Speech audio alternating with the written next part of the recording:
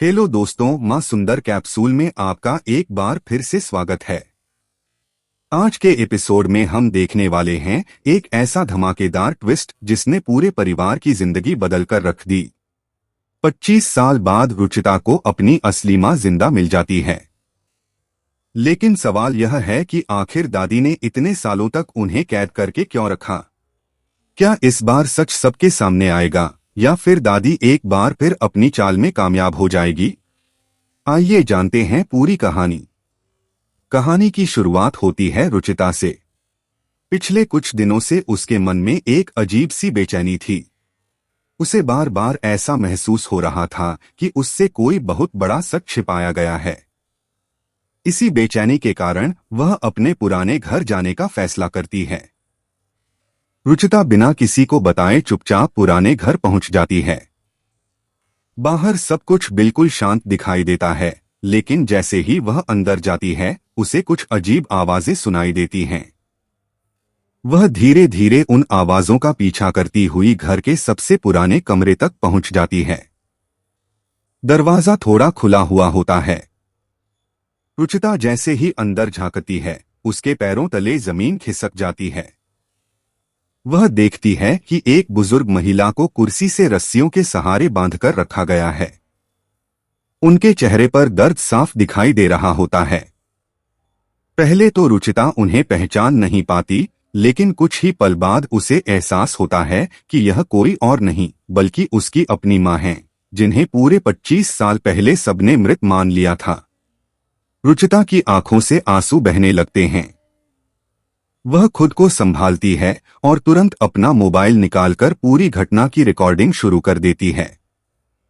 उसे पता था कि बिना सबूत के कोई उसकी बात पर विश्वास नहीं करेगा। उसी समय दादी और उनके कुछ साथी कमरे में आते हैं। दादी कहती हैं, ध्यान रखना, किसी को भी इस औरत के बारे में पता नहीं चलना चाहिए। अगर यह सच बाहर आ गया तो हमारी सारी सच्चाई सबके सामने आ जाएगी।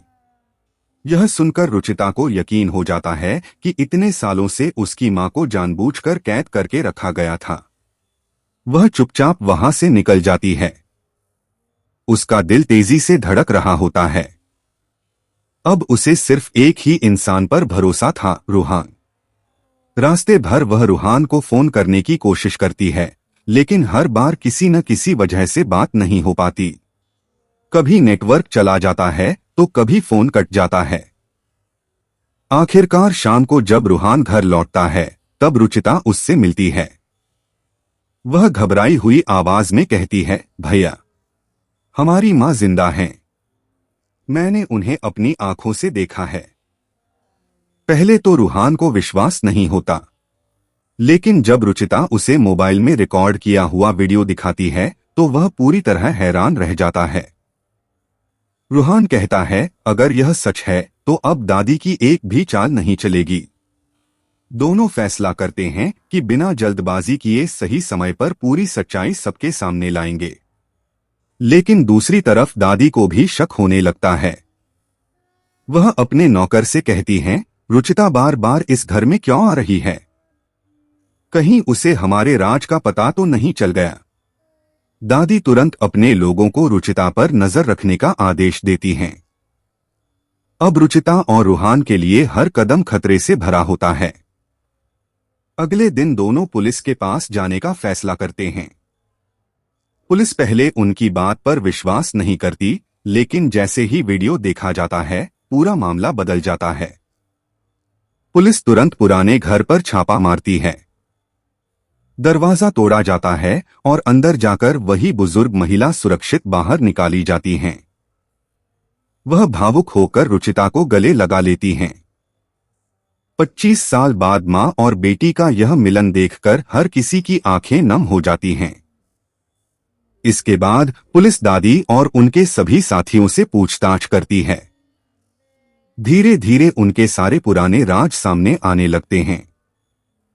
रूहान पूरे परिवार से कहता है, आज हमारी मां को इंसाफ मिल गया। लेकिन यह सब सिर्फ रुचिता की हिम्मत की वजह से संभव हुआ। अगर उसने सबूत इकट्ठा नहीं किए होते तो शायद यह सच कभी सामने नहीं आता।